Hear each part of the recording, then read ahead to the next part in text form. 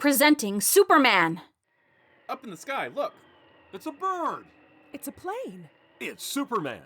And now, Superman, an amazing figure from another world with powers and abilities never before realized by mortal men. When we last saw Superman in his disguise as young Clark Kent, reporter for the Daily Planet, he and his editor, Perry White, had just received a warning telephone message from a mysterious voice which identified itself as the Yellow Mask. In exactly 24 hours, said the mask, the Daily Planet would be blown to 1,000 fragments.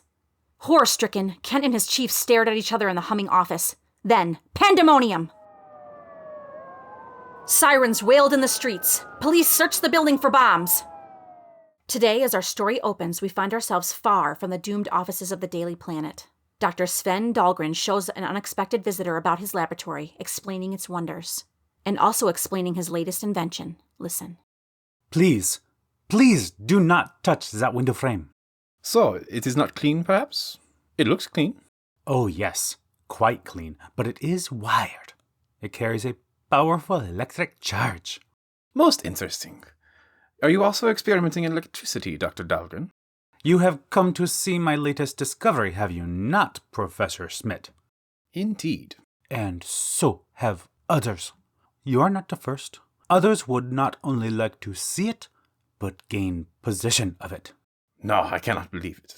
Oh, it's quite true, I assure you. For weeks past, ever since word got out of what I was doing, I've been annoyed, even threatened. Threatened? Dr. Dahlgren? By whom? I don't know. Queer voices over the telephone? Mysterious visitors in the dead of night? Yes, that is why I had the laboratory wired. But what do they want?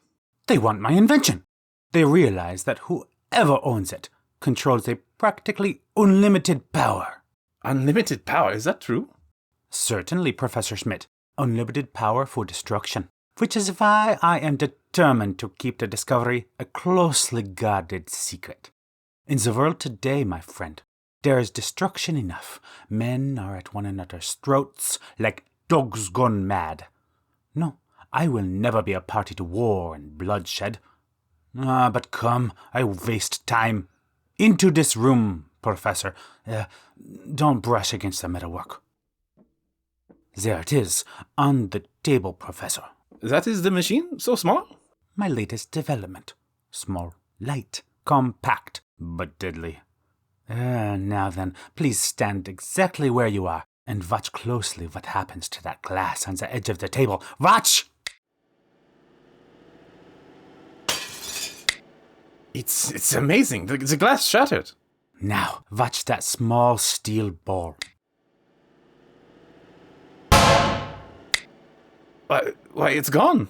Vanished. Blown into atomic dust. Then it's true. I didn't believe it's true. Certainly it's true. Based on the power of atomic force, everything in the universe has a certain vibration point, Professor Smith, and my machine focuses a beam of vibrating infragamma rays wherever I choose to direct it. And then? Any object in the path of the beam begins to vibrate. At a certain point, depending on the object, atomic force is overcome, and the object simply disappears. Explodes, if you like, into nothing. Doctor, you say any object?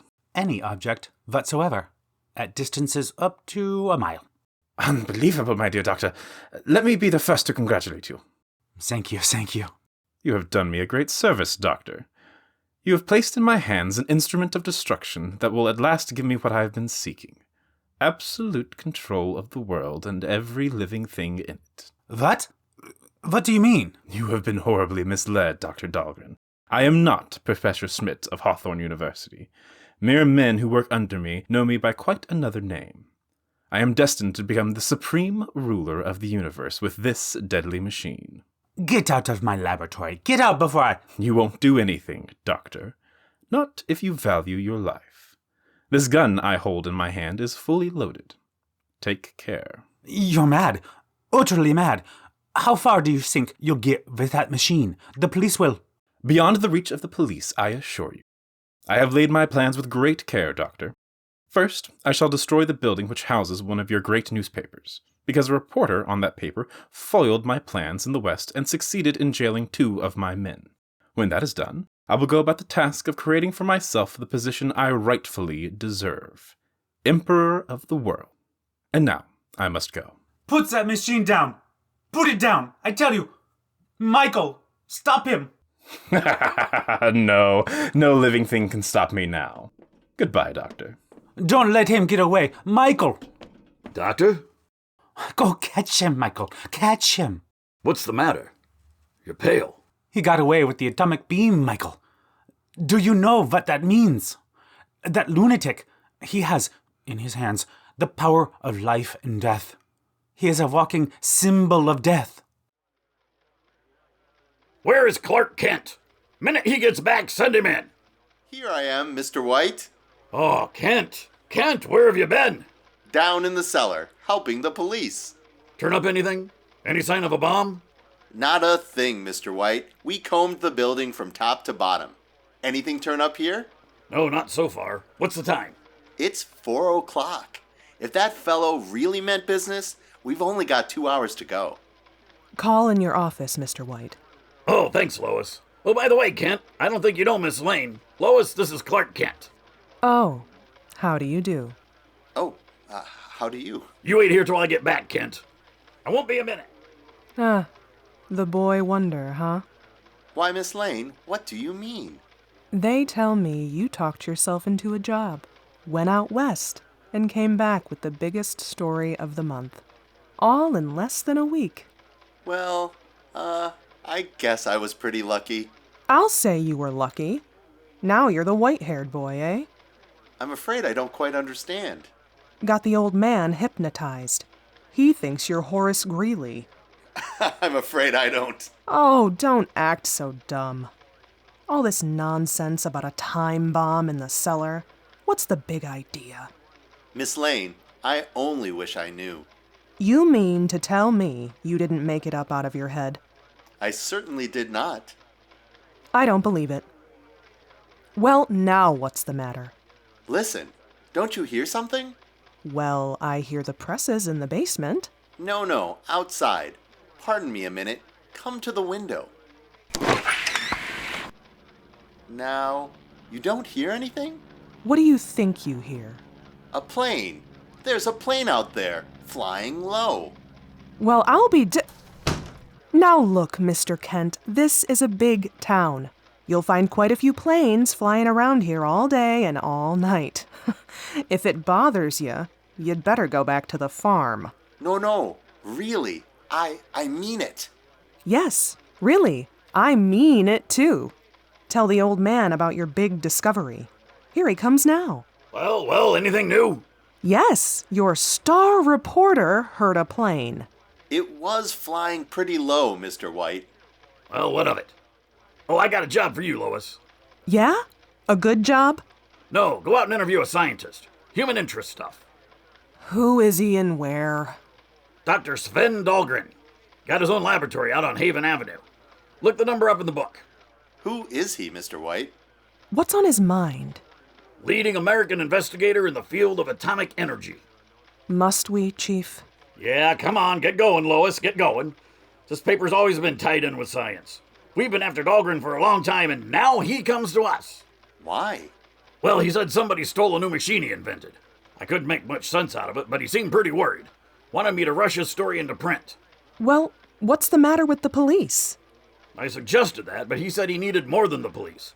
Sounds cracked, but it may make a yarn. On your way, girlie. Oh, all right. If you say so, Mr. White. I'll get right out there. So long, Mr. Star Reporter. You come with me, Kent, into the office. I can't stand much more of this. I know, Mr. White. It's nerve-wracking, this yellow mask business. Worse than that, I don't know whether to believe it or not. If we could only get a lead.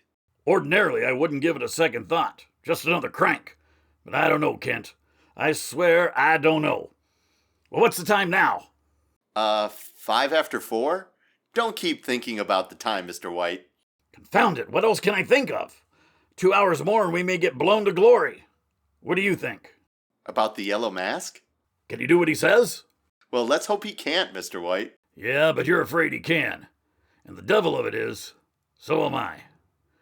If it hadn't been for that business out west. Well, maybe you ought to empty the building. No, you want us to be the laughingstock of the city? Suppose nothing happens. On the other hand, suppose something does.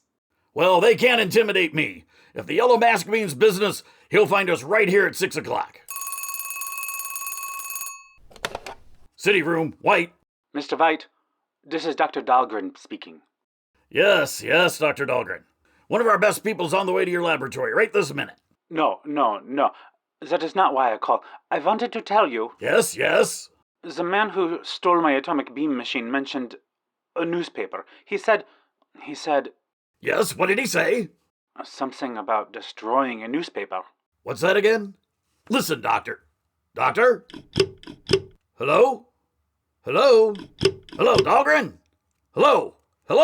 Yes, Mr. White? I was cut off. Get me Dr. Dahlgren at his laboratory, quick! Sorry, Mr. White, I'll call you. We were cut off. No, he was cut off. I'm sure of it. You heard all that? Mr. White, that scientist, what was he working on? I don't know, some kind of gadget to release atomic force? A machine? I imagine so. Why? Don't you see, Mr. White? There's our lead. The man who broke in and robbed him was the Yellow Mask. Kent, I think you're right. Dahlgren just said the burglar mentioned destroying a newspaper. Then I must be right. Now look here. We've searched the building and haven't found a thing.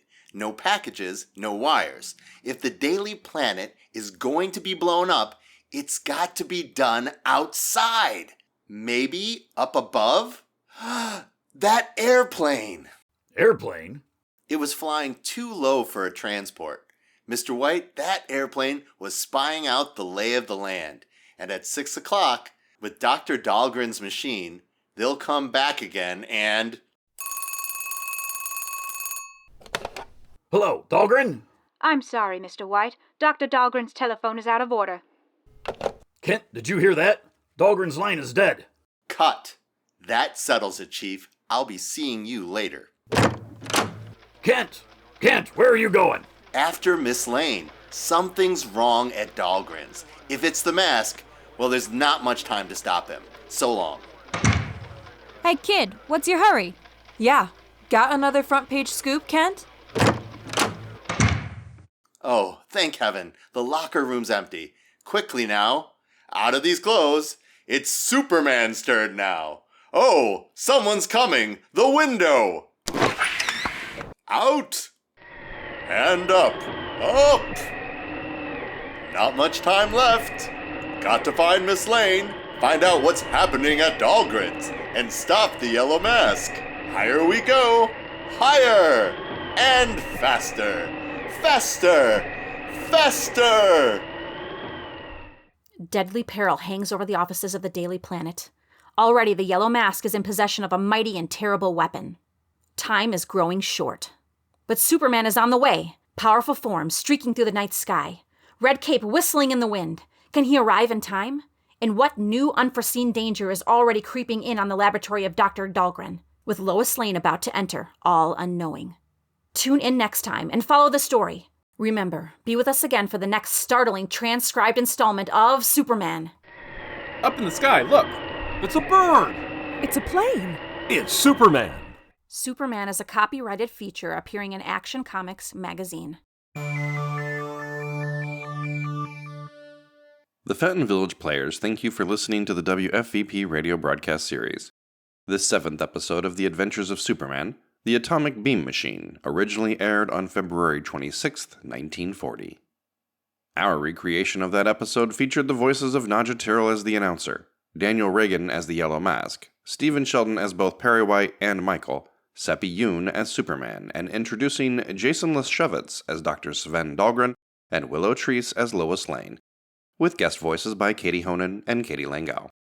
To learn more about our series, visit www.fentontheater.org.